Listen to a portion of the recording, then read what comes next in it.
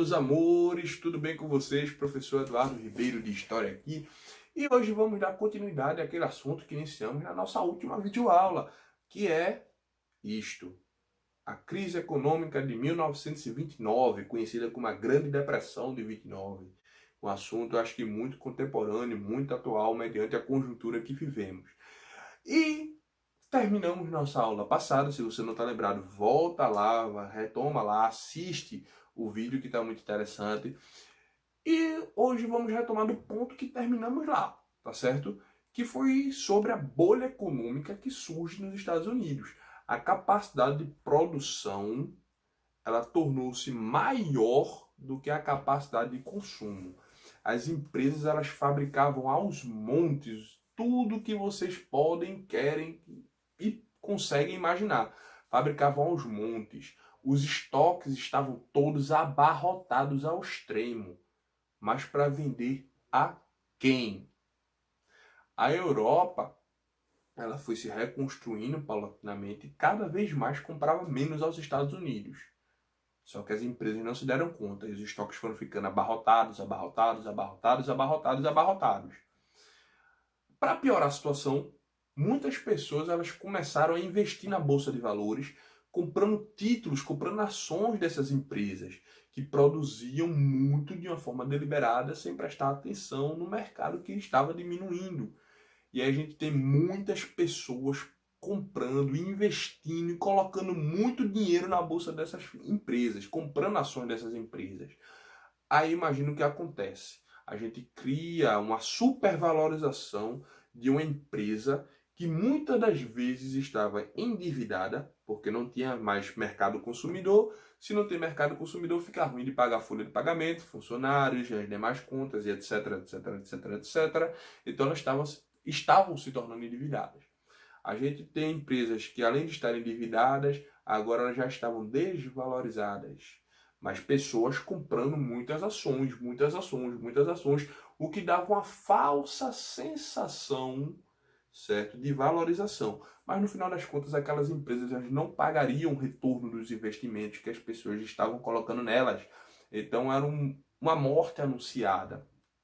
Em 1929, a Europa ela já está praticamente toda recuperada dos danos gerados pela Primeira Guerra Mundial e ela para de comprar produtos, não chega a parar, né, obviamente, mas ela diminui consideravelmente a compra de produtos estadunidenses e aí a gente tem a grande crise. As pessoas, quando percebem que investiram muito dinheiro em empresas que não tinham mais mercado consumidor, colocam as ações que tinham comprado à venda. Só que o problema é que não é um, ou dois, ou três que estão colocando suas ações à venda. A gente tem um país em que praticamente todos os investidores colocam as bolsas de valores das ações das empresas que compraram para venda. E aí a gente tem um colapso, porque as empresas elas se desvalorizam a um ponto tão extremo que ninguém investia mais nela. Elas não têm mais condições de pagar nada a ninguém, porque todo mundo está colocando suas ações para venda. Além de tudo, quando a gente vai parar para pensar, a Europa não compra mais tanto como comprava antes.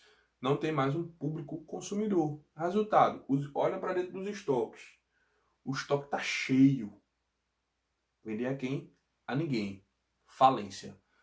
A gente tem nos Estados Unidos, em Wall Street, um desespero, um pânico, um terror, porque a maioria das empresas que tinham nos Estados Unidos, sobretudo grandes indústrias, elas vão à falência. Então as pessoas, imaginem, em 1929, você compra os títulos de uma empresa, investe nela num dia. E muito dinheiro, milhares de dólares, milhões até. No outro dia, essa empresa está falida e você perdeu toda a sua fortuna. É um desespero. Por isso que esse momento de 1929 é conhecido como a Grande Depressão Americana. Depressão no sentido de depressão econômica, porque as empresas praticamente todas elas vão à falência, elas quebram, elas se destroem, elas se corroem, certo? O que era sólido desmanchou no ar. como depressão das pessoas mesmo, por perderem toda a fortuna que tinha. A gente tem um país agora, do dia para a noite, um país de desempregados, pessoas que estão passando fome ao extremo, de empresários falidos e de um país cujo presidente ele não sabe o que fazer. Ele está desesperado, ele vê a economia que estava tão boa até pouco tempo, quando olha, faliu. Como? Ele não sabe o que fazer. Agora imagine, hoje parece um cenário muito hipotético, muito distante, talvez até fictício de se imaginar pessoas nos Estados Unidos falido, quebrado, e pessoas na rua passando fome, pedindo ajuda ao governo para poder se alimentar. A gente hoje parece, como eu teria dito, não é até um cenário fictício, mas foi o que aconteceu nos Estados Unidos em 1929. O país faliu. Pessoas se suicidavam aos montes por ter perdido suas empresas, por ter perdido seus empregos. As pessoas cometiam suicídio aos montes. E a gente observa como os Estados Unidos não estava preparado para esse tipo de coisa. O governo ele enlouquece, ele não sabe o que fazer, mas a primeira grande atitude que se toma é a distribuição de sopas. As pessoas ficavam no meio das ruas, faziam filas quilométricas, filas que pareciam quarteirões, rodeavam quarteirões para conseguir um prato de sopa distribuído pelo governo. Era o que o governo encontrou para não deixar a população morrer de fome, para vocês terem ideia. Nossa, professor, isso tudo por conta de empresas que vão à falência. Meu filho, quando quebra um empresário, ele vai à falência, ele perde tudo, mas todos os funcionários que ele tinha também perderam seu salário. Então a gente tem um país de desempregados, um país, vocês têm noção disso, um país de desempregados que tiveram que recorrer a esse método, receber ajuda para se alimentar do Estado, ajuda para se alimentar do governo, e eram filas quilométricas. A gente tem fotos da época de engenheiros na rua. Não pense que isso atingiu só uma classe baixa, não. A classe média alta e a classe alta propriamente dita sofreram e muito com a crise de 29. A gente tem foto de um engenheiro na rua pedindo comida, pedindo emprego de qualquer lá que for, porque ele não tinha condições de se alimentar. Isso são fotos comuns, basta vocês olharem na internet que vocês vão encontrar fotos, relatos de pessoas que elas não tinham o que fazer, não tinham para onde ir. As casas que se compravam, né, mediante títulos de hipoteca são confiscadas porque os bancos eles estão praticamente em falência também. Então a gente tem um cenário de desespero, de caos social instaurado nos Estados Unidos.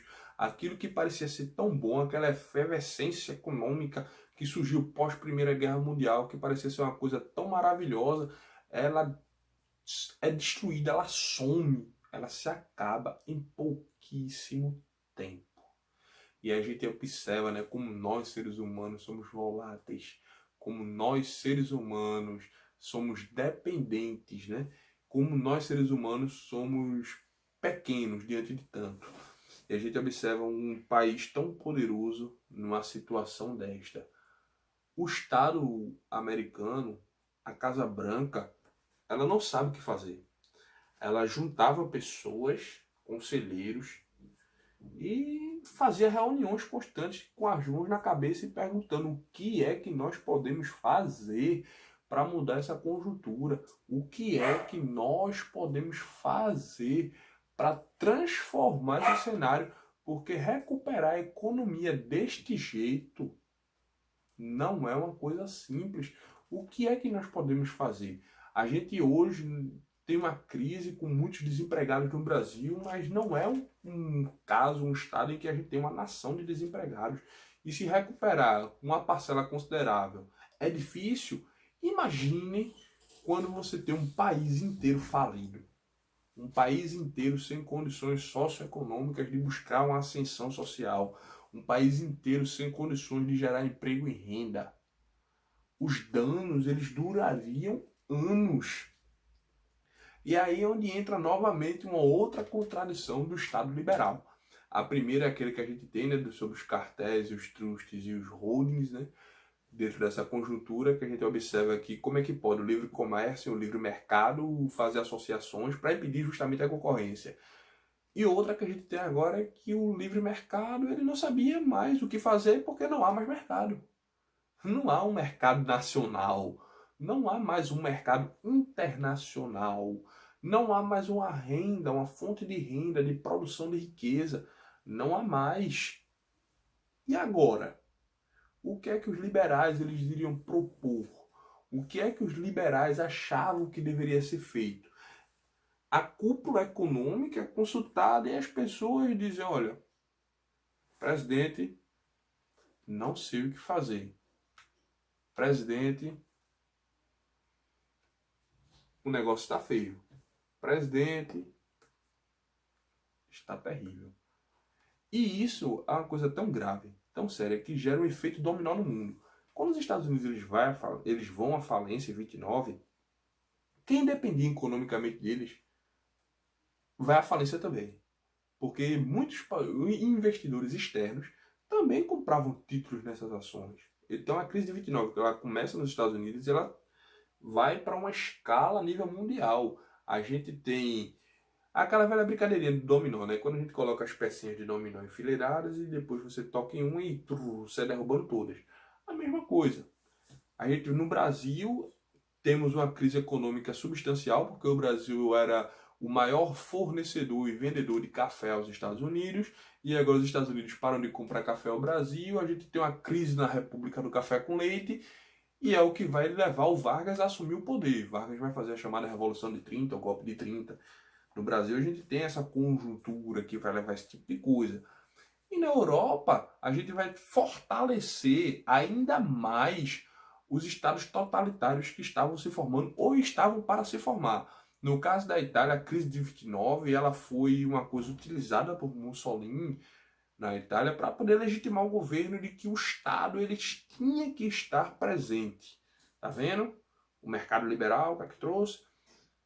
Numa Alemanha da vida, a gente tem uma economia que já por deveras fragilizada e agora termina de fragilizar-se ainda mais, porque o maior financiador de empréstimos deixa de financiar empréstimos, a gente tem um desemprego aparecendo de novo em 29, e a consequência direta é que em 33 Hitler chega ao poder.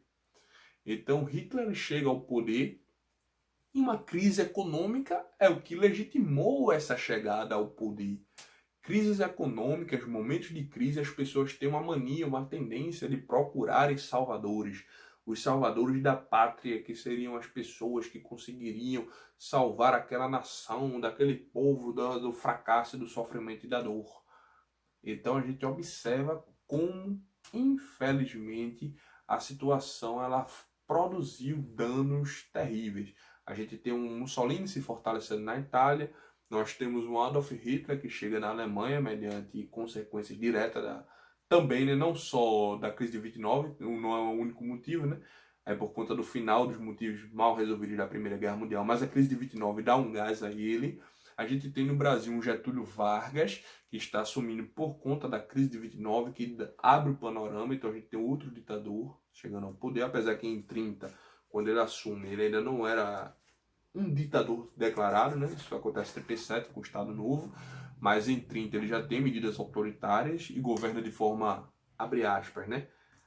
Temporária, provisória, até 1934, e só teve um governo constitucional em 34 por conta da Revolução Constitucionalista em 32, mas isso são alguns exemplos de como o mundo produziu pessoas de viés autoritário, pessoas de viés rígido, para assumirem uma tentativa de conserto da economia mundial. Enquanto o epicentro da crise, que foi os estadunidenses, eles não tinham e não sabiam o que fazer. Nem tinham e nem sabiam. É aquela velha história, né? O cego em tiroteio. Para onde eu vou? O que é que eu vou fazer? Como eu posso me resolver? Complicado, né? Pois é. Então a gente observa como a conjuntura ela foi danosa para a história da humanidade. Bom, meus amores, eu espero que vocês tenham entendido. na nossa próxima aula, vamos falar sobre a reconstrução, né, dessa economia estadunidense. Né? Não ficaram quebrados para sempre. Tanto é que hoje a gente conhece os Estados Unidos como um país, economicamente falando, fortíssimo. Bom, então na nossa próxima aula continuamos. Para vocês um beijo, um abraço e até a próxima. Tchau, tchau.